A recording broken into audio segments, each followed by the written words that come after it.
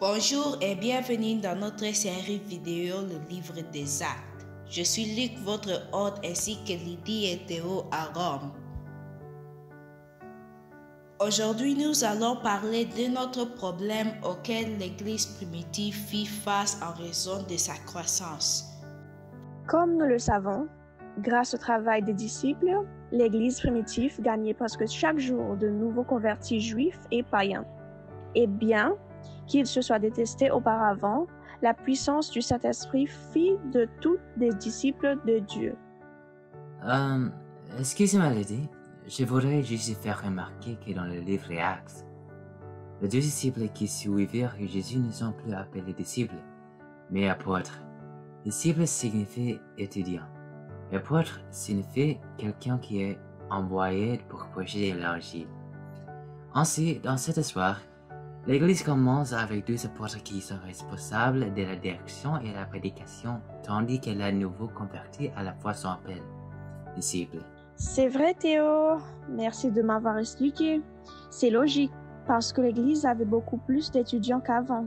En fait, cette augmentation donna plus de travail aux apôtres. Ils faisaient de leur mieux, mais ils ne pouvaient plus continuer leurs nouvelles responsabilités. Je peux imaginer qu'avec autant de besoins à satisfaire, les gens ont dû attendre longtemps avant d'obtenir de l'aide. C'est tout à fait vrai. Mais certains Juifs appelés Grecs parce qu'ils suivaient la culture grecque au lieu de la culture juive, accusèrent les apôtres de mieux s'occuper des veuves juifs que des veuves grecques. Cela aurait divisé l'Église, mais Pierre convaincua une réunion immédiatement et le Saint-Esprit les aida à choisir de nouveaux ouvriers pour s'occuper des veuves, des orphelins et des pauvres. Est-ce vraiment la responsabilité de l'Église de s'occuper d'eux?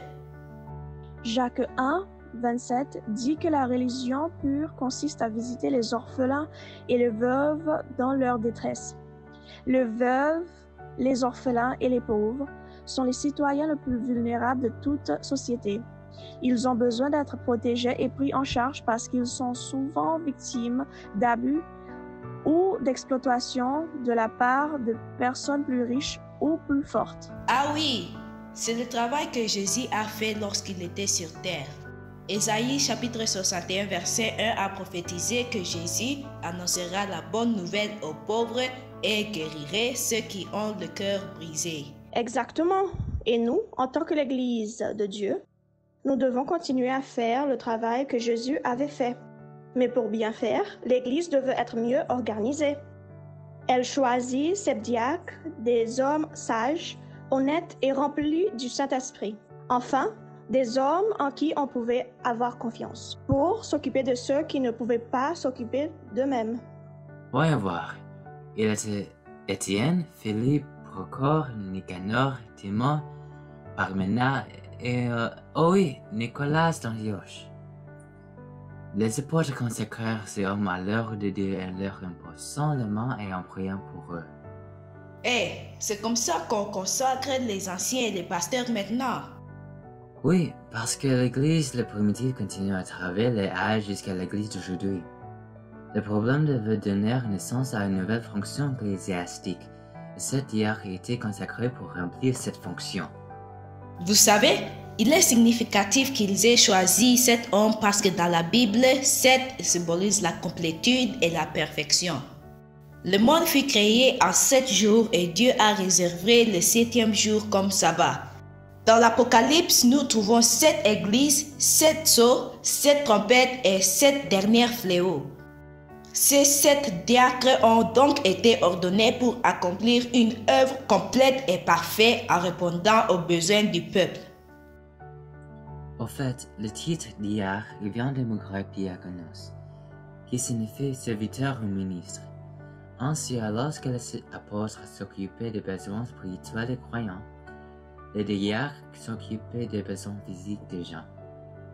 En fait, les diacres prêchaient aussi. Et maintenant qu'il y a plus de gens qui prêchent l'évangile, Acte 6:7 dit que la parole de Dieu se répandait et une grande foule de sacrificateurs obéissait à la foi. Oui, lorsque Jésus mourut sur la croix et que le voile entre le centre et le trait sont dirigés en deux, De nombreux sacrificateurs qui le virent et qui entendirent le mensonge de Saint Antoine crurent à l'évangile lorsqu'ils entendirent parler de la résurrection de Jésus. C'est très bien. Revenons à Étienne, le premier de ces diacres. Théo, parle-nous de lui. Étienne était un homme de grande foi. Non seulement il parlait l'hébreu et le grec, mais il comprenait aussi la culture grecque. Il prêcha dans de nombreuses synagogues de Juifs grecs avec une telle puissance du Saint-Esprit que même les rabbins instruits ou les docteurs de la loi ne pouvaient pas s'opposer à lui. Ils sont devenus très jaloux d'Étienne et décidèrent de le tuer. Le Sanhédrin jugea Étienne et bien qu'il ait répondu à leur accusation clairement avec une grande sagesse. Leur haine pour lui était si grande qu'ils n'ont même pas voulu l'écouter. Ils se sont précipités sur lui, le traînèrent dehors et lapidèrent. Waouh! Quel choc pour l'Église primitive! Mais chaque mort a un but. Le témoignage d'Étienne était puissant et beaucoup ne pouvaient pas oublier ses paroles, ni le fait que son visage ressemblait à celui d'un ange, y compris un homme nommé Saoul qui assista à la mort de ce fidèle martyr et fut touché par le Saint-Esprit. Mais nous parlerons de lui la prochaine fois. Au revoir!